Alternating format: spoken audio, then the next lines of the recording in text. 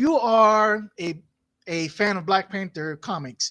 If you read, or if you're familiar with the lore or the history of Black Panther, you know this is not the first time that a Caucasian or a white passing character has done the mantle or the costume or the suit or has been affiliated to Black Panther, Wakanda, or anything in that regards, right?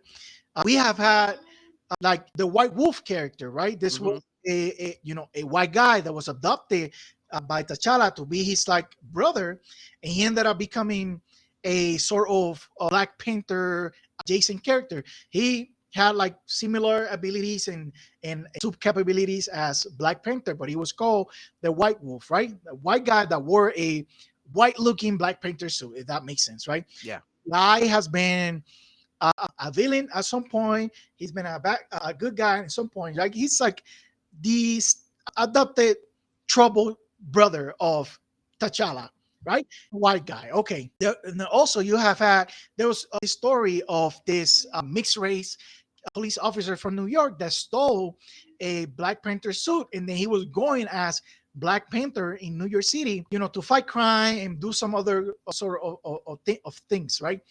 he was he was designed to be and look as a mixed character, skin wise, ethnicity wise. He looked like a white guy, right? Right. So we that's another example of a white guy being a Black Panther.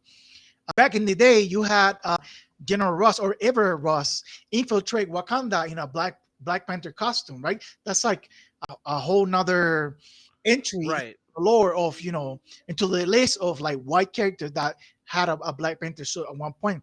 20 some years ago, or like 20 ish years ago, in the original Ultimate Universe, you have Steve Rogers don the Black Panther mantle for a while so he can relieve T'Challa so he could go back home because he didn't want to stay with the Ultimates, right?